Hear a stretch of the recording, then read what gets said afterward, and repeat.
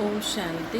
अॼु जी मिली तारीख़ है 5/6/2026। मिठा मिठा बाप दर चवंदा मीठे मीठे ॿार बाप सां गॾु तॾहिं हली सघंदा जॾहिं हिन पुराणी दुनिया सां बेहद जो वैराग्य हो। प्रश्न: भॻवानु समर्थ हूंदे हुए बि उन्हनि जे रचे हुए यज्ञ में विघ्न छो पवंदा आहिनि? उत्तर: श्री भगवान रावण खां बि तिखो आहे। छोजी रावण भगवान खां बि तिखो आहे। रावण भगवान खां बि तिखो आहे। ज़रूरु जॾहिं हुनजो राज्य छिनजे हूंदो त उहो विघ्न त विझंदो ई छे। शुरू खां वठी करे ड्रामा अनुसार हिन यज्ञ में विघ्न पवंदा आहिनि, पढ़ण ऐं पाइण ई आहिनि। असां पतित दुनिया खां पावन दुनिया में ट्रांसफर थियूं था त ज़रूरु पतित मनुष्य विघ्न विझंदा। गीता: ओ दूर जा मुसाफ़िर। ओम शांति। मिठे मिठे रूहानी ॿारनि गीत जी लाइन ॿुधी। जीअं वेद शास्त्र आदि भक्ति मार्ग जो रास्तो ॿुधाईंदा आहिनि, वैसे गीत बि थोरो रास्तो ॿुधाईंदो आहे। उहा त कुझु सम्झंदा न आहिनि। शास्त्रनि में कथायूं आदि ॿुधणु उहा जीअं कंदरस थी। हाणे ॿार ॼाणंदा आहिनि दूर देश जो मुसाफ़िर कंहिंखे चइबो आहे। आत्मा ॼाणंदी आहे असां बि दूर देश जा मुसाफ़िर आहियूं।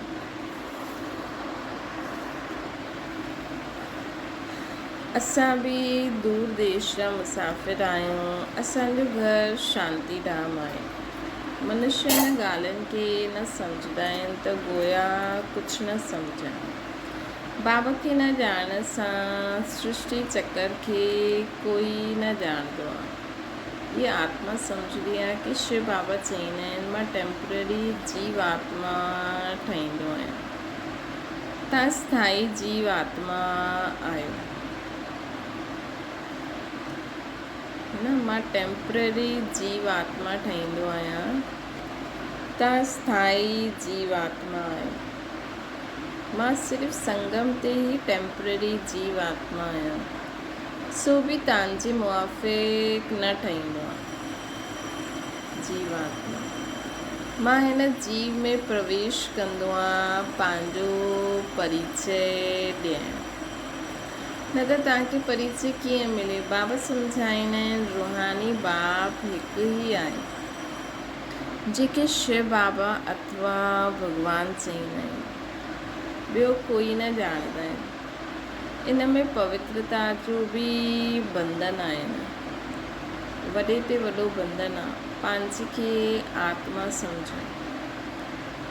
जीअं दूर जे मुसाफ़िर पतित पावन खे भक्ति मार्ग में यादि कंदा आहिनि, उहे रूहानी बाप सम्झाईंदा आहिनि कि मां सभिनि खे वठी हलंदमि, कंहिंखे बि न छॾंदमि।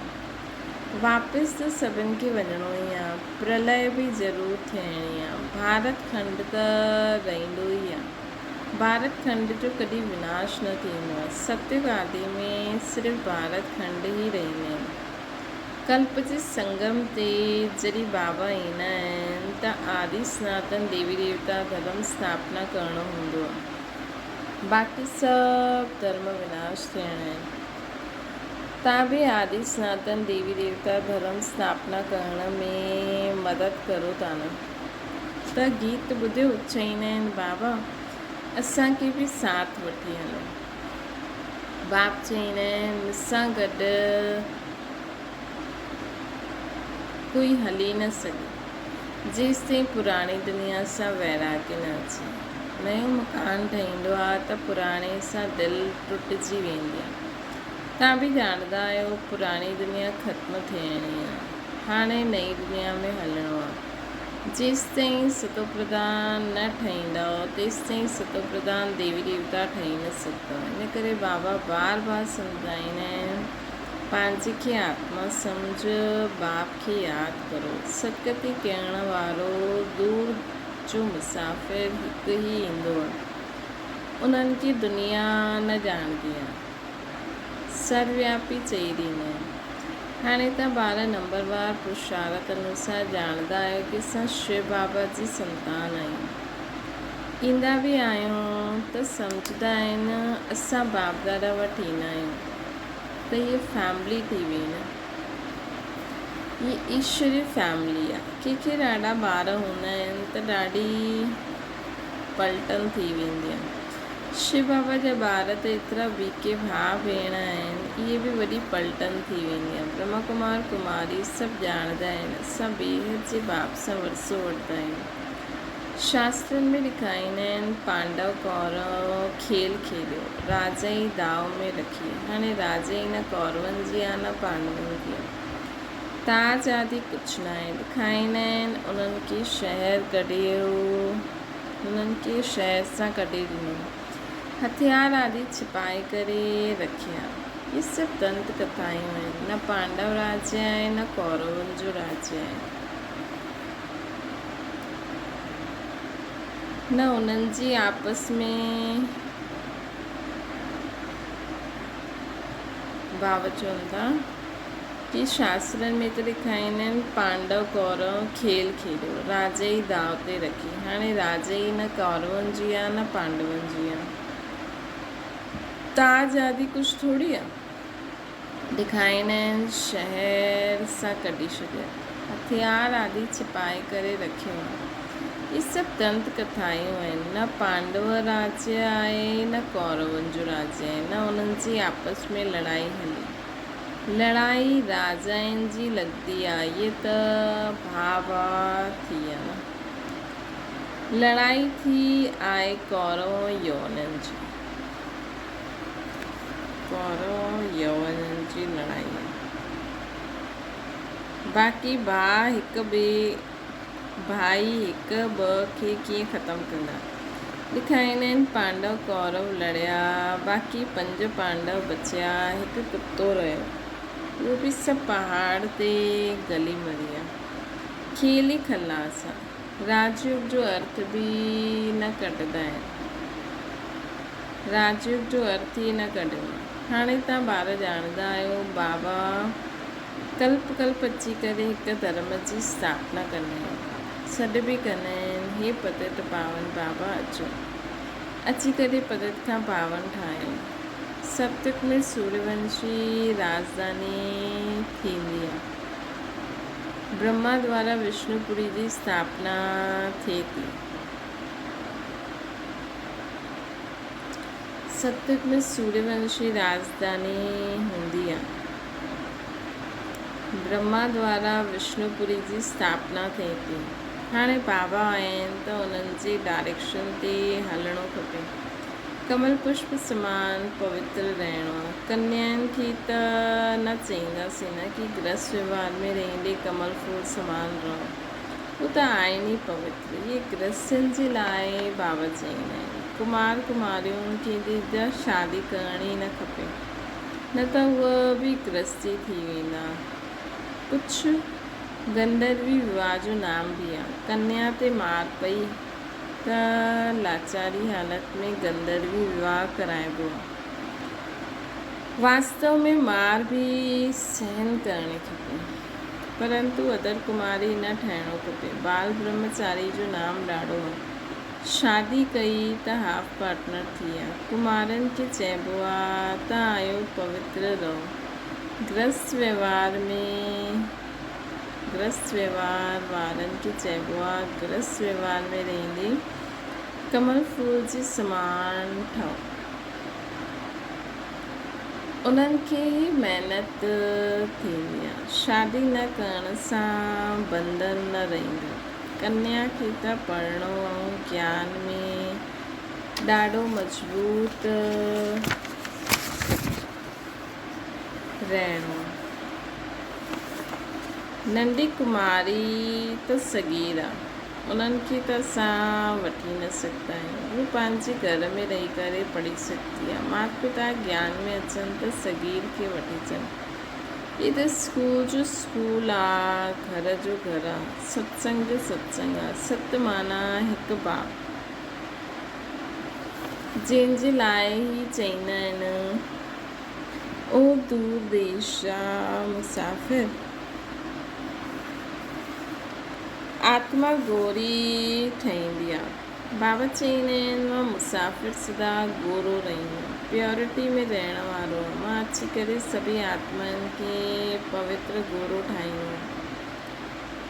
ऐं त कोई अहिड़ो मुसाफ़िर आहे न, ॿियो त कोई अहिड़ो मुसाफ़िर आहे न। बाप सम्झाईंदा आहिनि मां आयो आहियां रावण राज्य में, ये शरीर बि परायो आहे। तव्हांजी आत्मा चईंदी इहो असांजो शरीर आहे। बाबा चईंदा इहो मुंहिंजो शरीर न आहे, इहो इन्हनि जो शरीर आहे। इहो पतित शरीर असांजो न आहे, ईंदा ई आहिनि इन्हनि जे ॾाढे जन्म जे अंत में। जो नंबर 1 पावन हुयो उहो नंबर लास्ट अर्थात अंत में विकारी ठहींदा आहिनि। पहिरियों नंबर 16 कला संपूर्ण हुयो, हाणे कोई कला न रही। पतित त सभी आहिनि। तव्हां बाबा दूर देश जो मुसाफ़िर थियो न, तव्हां आत्मायूं बि मुसाफ़िर आहियो, हिते अची करे पाठ वॼाईंदा आहियो। हिन सृष्टि चक्कर की कोई ॼाणंदो ई न आहे, भले कोई वेलो, भले कोई केतिरो बि शास्त्र आदि पढ़ियो हुजे, परंतु इहो ज्ञान कोई ॾेई न सघे। बाबा सम्झाईंदा आहिनि मां हिन तन में प्रवेश करे हिन आत्माउनि खे ज्ञान ॾींदो। उहो त मनुष्य खे शास्त्रनि जो ज्ञान ॾींदा आहिनि। उहो थी विया भगत, सतगति दाता त हिकु ई आहे, उहो ई ज्ञान जो सागर। उन्हनि खे न ॼाणण जे कारण देह अभिमान अची वेंदो। उन्हनि खे न ॼाणण जे कारण देह अभिमान अची वेंदो। बाबा खे, भॻवान खे न ॼाणण जे कारण वो कोई ये तो समझदा न आहिनि कि पंहिंजे खे आत्मा निश्चय करो, आत्मा पढ़दी आहे, ये कोई सम्झाईंदा न आहिनि। छोजी देह अभिमान। हाणे दूर देश जो मुसाफ़िर त शिव बाबा खे ई चईंदासीं। तव्हां ॼाणंदा आहियो 84 जन्मनि जो चकर लॻाए चुकिया आहियूं। तव्हां ॼाणंदा आहियो असां 84 जन्मनि जो चकर लॻाए चुकिया आहियूं। बाबा चईंदा आहिनि 5000 वर्ष पहिरियों बि सम्झायो कि ॿार तव्हां पंहिंजे जन्मनि खे न ॼाणंदा आहियो, मां ॼाणंदो आहियां। गीता में अटे में लूणु मिसल कुझु आहे, उहो ई गीता जो एपिसोड आहे, उहो ई महाभारत जी लड़ाई आहे, उहो ई मनमना भव मध्याजी भव जो ज्ञान आहे। मामेकम यादि करो। लड़ाई बि बराबरि लॻी, पांडवनि जी विजय थी। विजय माला विष्णु जी ॻाल्हि आहे। शास्त्रनि में त ॾेखारियो आहे पांडव गली मरिया, पोइ माला किथां खां ठही। हाणे तव्हां सम्झंदा आहियो कि असां विष्णु जी माला ठाहिण आया आहियूं। मथे में पदत पावन बाप आहे, उन्हनि जो यादगार खपे। भक्ति मार्ग में यादगार गायन आहे।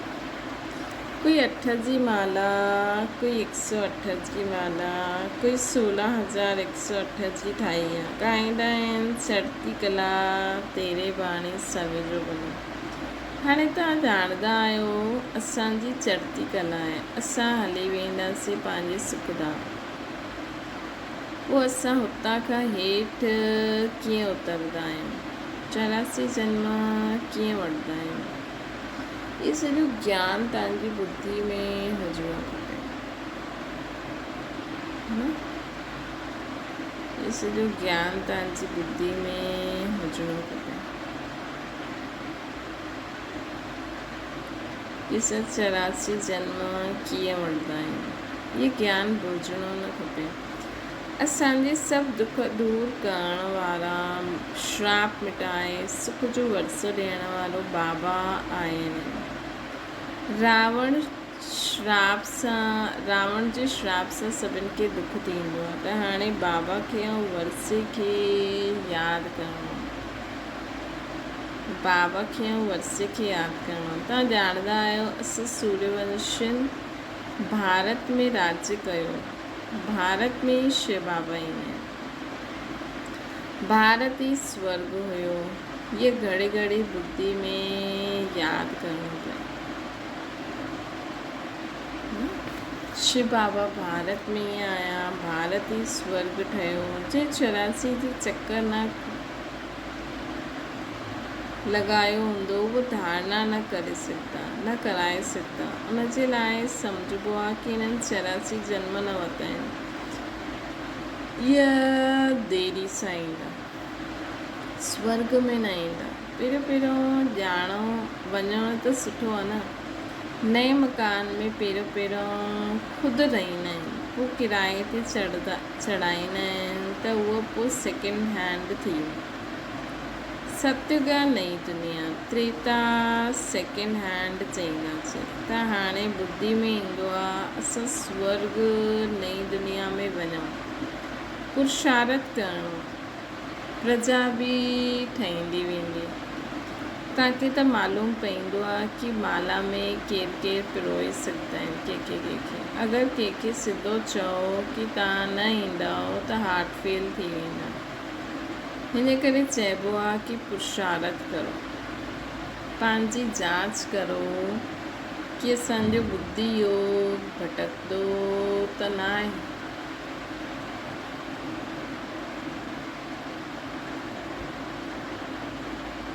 तव्हांजो शिव बाबा सां केतिरो लव हूंदो आहे न।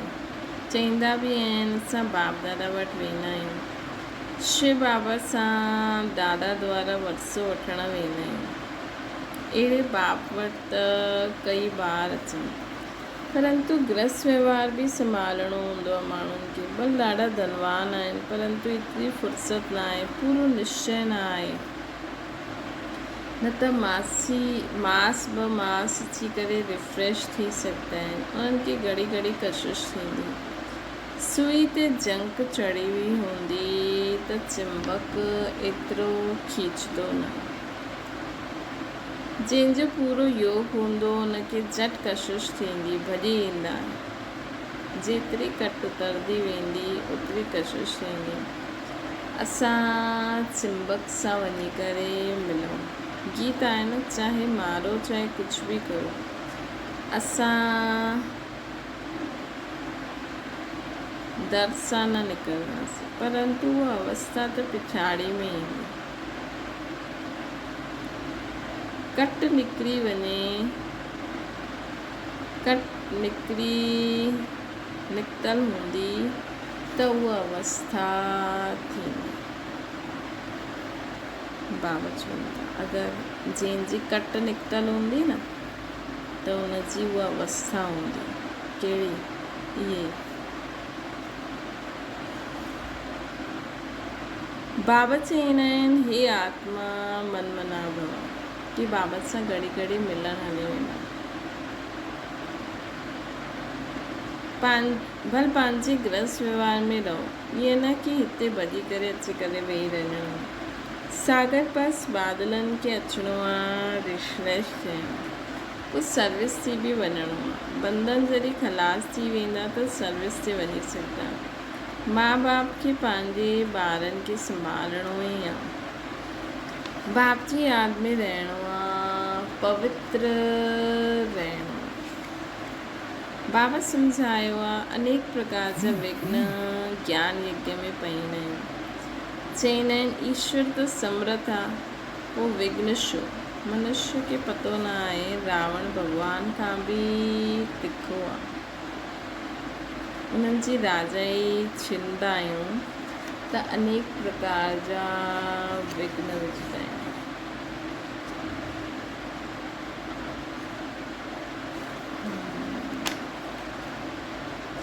ड्रामा प्लान अनुसार पोइ बि विघ्न पईंदा। शुरूआत खां वठी करे पतितनि जो विघ्न पईंदो आहे। शास्त्रनि में बि लिखियलु आहे न, श्री कृष्ण खे 16,108 पटरानी हुयूं। सर्प ॾसें, राम जी सीता चिराईं। हाणे रावण स्वर्ग में काथां खां ईंदो? कूड़ त ॾाढा आहिनि। चईंदा आहिनि विकार बिगर ॿार कीअं थींदा, उन्हनि खे पतो ई न आहे। जो वरसो वठण वारा हूंदा उहे ई अची करे सम्झंदा।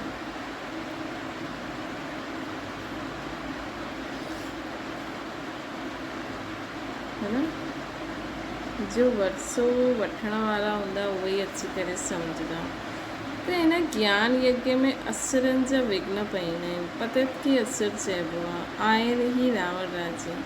हाणे त संगम ते आयो, रावण राज्य सां किनारो कयो आहे, पोइ बि कुझु लेस ईंदी आहे।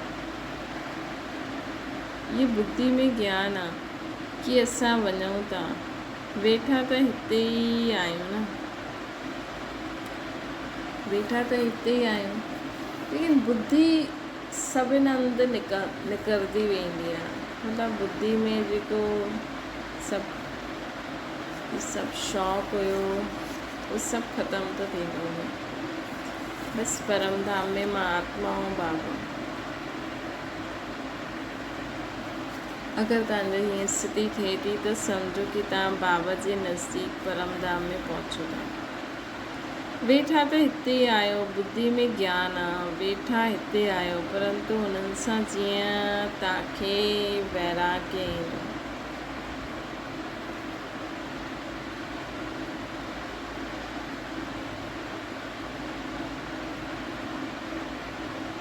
ये छीची दुनिया कब्रिस्तान ठहिणी आहे, भिन्न भिन्न पॉइंट सां सम्झाइबो आहे। वास्तव में त हिकु ई पॉइंट मनमना भव आहे। केतिरनि जी चिठियूं ईंदी आहे, बाबा असां बांधेली आहियूं। हिकु द्रौपदी त न आहे, हज़ारों थी वेंदियूं। हाणे त पतित दुनिया में पावन दुनिया, पतित दुनिया सां पावन दुनिया में ट्रांसफ़र था थियूं। जो कल्प पहिरियों फूल ठहिया हूंदा उहे ई अची करे निकिरंदा। गार्डन ऑफ अल्लाह जी हिते स्थापना थींदी।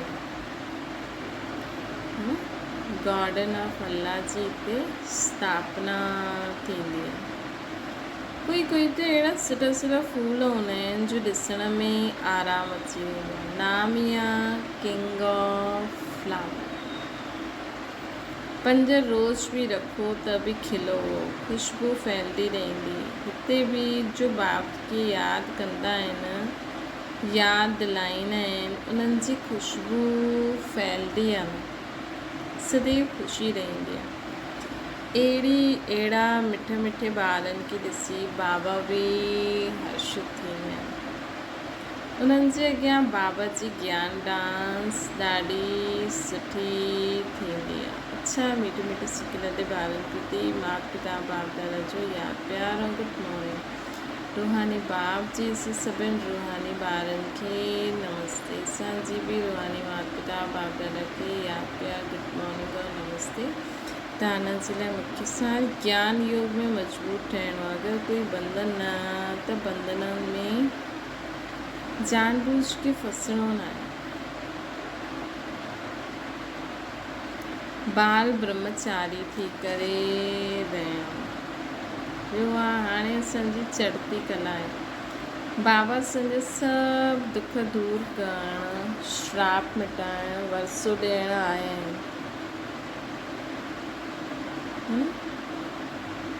बाबा असांजा सभु दुख दूरि करणु, श्राप मिटाइणु, वरसो ॾियणु आया आहिनि।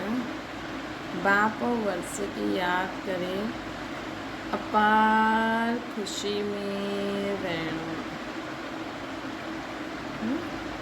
बाप ऐं वर्स खे यादि करे अपार ख़ुशी में रहणो आहे। जांच करणी आहे कि असांजो बुद्धि योग किथे भटकंदो त न आहे।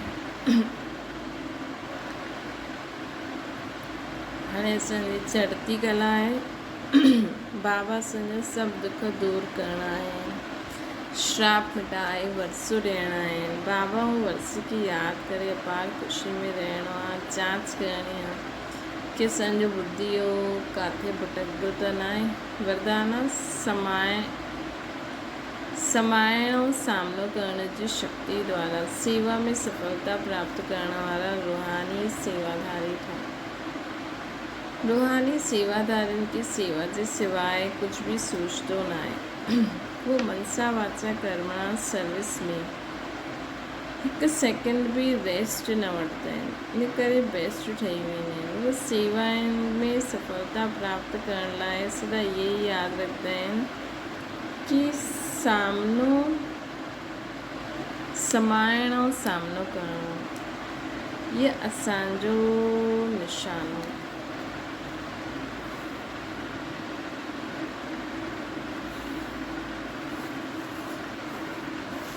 समाइण ऐं सामनो करणु, इहो असांजो निशानो।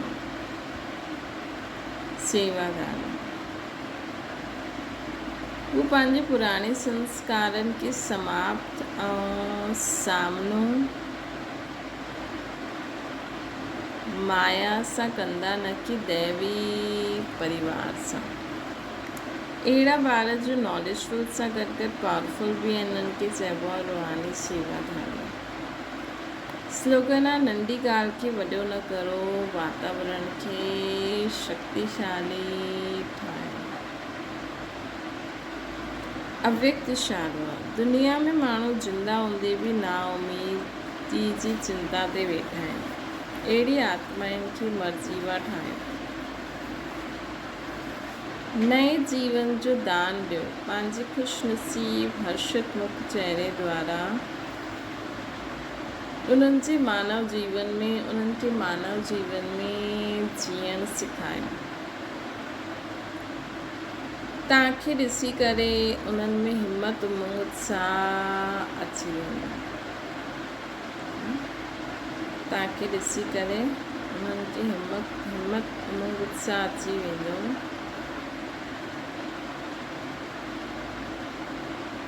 इन